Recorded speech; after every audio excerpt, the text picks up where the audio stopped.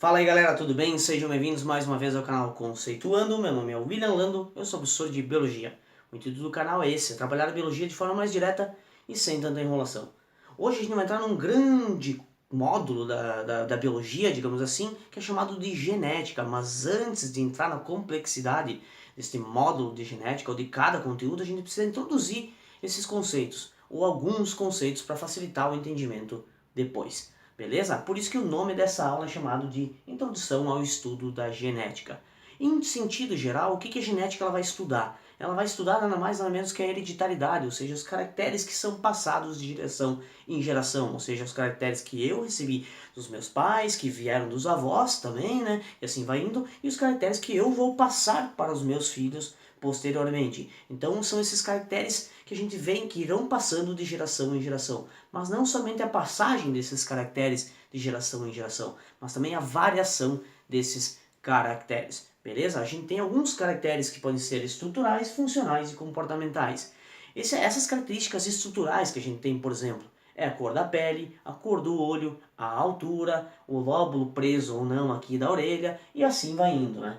Os caracteres funcionais que a gente tem, por exemplo, o bom ou o mau funcionamento de algum órgão, vamos citar algum exemplo, o coração. Se tu tem ou não uma predisposição a ter algum ataque cardíaco ou um mau funcionamento deste órgão do coração, isso também é ditado pela hereditariedade, ou seja, pela genética. Isso é passado de geração em geração. E também a gente tem os caracteres comportamentais. Esses caracteres comportamentais podem ser o quê?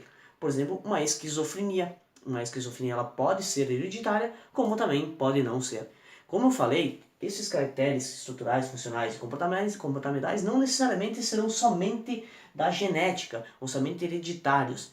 Eles irão poder ter o auxílio de questões ambientais, como por exemplo, a cor da minha pele, eu posso mudar ela se eu tiver uma incidência de sol elevada sobre ela, ou seja, se eu pegar muito sol, a tendência é que a minha pele fique um pouco mais escura. Isso é um fator ambiental auxiliado ao fator da hereditariedade. Então a junção da questão do genótipo, que é hereditário, com o meio ambiente, eu tenho os meus caracteres, que podem ser estruturais, funcionais ou comportamentais. Beleza? Onde que é encontrado esse material genético que dita as nossas características? Estão lá dentro das células. Por exemplo, aqui eu tenho uma célula desenhada, né, com a minha membrana plasmática, o meu núcleo, e dentro aqui eu tenho uma estrutura chamada de cromossomo, lá dentro do núcleo. Esse cromossomo aqui aumentado, a gente pode notar que ele tem esta característica aqui.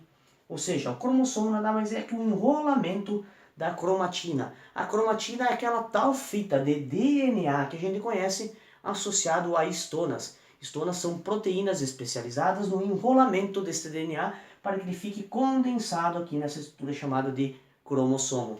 Esse cromossomo estará dentro do núcleo e irá variar de espécie para a espécie. Tranquilo? Dentro desse cromossomo a gente tem aquela estrutura bem mais conhecida que é o ácido desoxirribonucleico ou DNA. Esse DNA ele tem uma fita dupla, né, que é em forma de hélice, por isso que a gente apresenta desta forma, e partes dele estarão ativas e outras partes não. As partes ativas a gente vai definir como gene, por exemplo, eu tenho a fita de DNA que a nível microscópico é bem grande, né, mas isso a nível microscópico a gente, cabe lembrar, ponderar nessa questão. Então partes dele a gente vai dividir como genes. Por exemplo, esse gene A aqui, ele vai determinar talvez a cor da pele, ele vai auxiliar, aliás, na cor da pele. Esse gene B, porque está ativo, por exemplo, ele vai auxiliar na cor do cabelo da pessoa, por exemplo. Então esses genes são as partes ativas do DNA, ou seja, o gene é uma parte que está ativa e que vai definir alguma característica ou caractere, pelo processo chamado de tradução, que a gente vai ver mais além. Tá? Beleza? Esses genes, ou essa junção de genes, a gente chama de genótipo. Já os caracteres, ou a junção dos caracteres que a gente pode observar, a gente pode ver que tem um funcionamento bom ou não, ou comportamental, a gente chama de fenótipo. Ou seja, em sentido geral, o que a gente pode observar é o fenótipo, e o que dita essas características é o genótipo. Tranquilo? Claro que isso a gente vai focar mais em outras aulas. O número de cromossomos dentro de um núcleo, ele varia conforme a espécie. Tem espécies que têm o mesmo número de cromossomos, tranquilo, tudo bem. Mas esse número varia. A quantidade de número de cromossomos que a gente tem dentro do núcleo de uma célula a gente chama de cariótipo.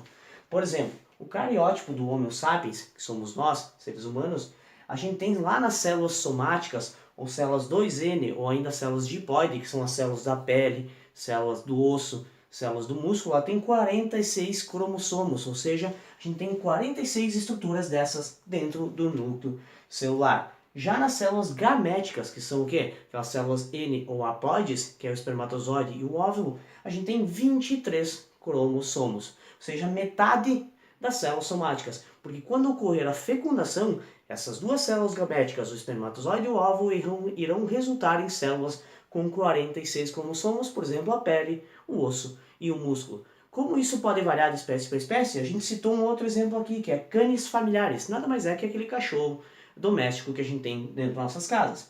As células somáticas dentro do canis familiares, ou 2N ou diploide, elas têm 78 cromossomos, ou seja, a metade dessas células, metade do número desses cromossomos, aliás, dentro do núcleo celular, serão as células gaméticas, 39 cromossomos. Lembrando, então, células somáticas 2N e ou diploides, 46 cromossomos no Homo sapiens, 78 cromossomos nos canis familiares. Já células gaméticas, N ou haploides, 23 cromossomos no Homo sapiens e 39 no canis familiares. Esta aula de introdução à genética, ela trabalhou com o que a genética estuda, né, que é a hereditariedade, ou seja, a passagem das características que podem ser estruturais, funcionais, comportamentais, isso a gente chama de fenótipo, que são passadas adiante de geração em geração. A gente viu também a estrutura básica do DNA, que o DNA é dividido por genes e cada gene irá definir uma característica. A junção destes genes a gente chama de genótipo.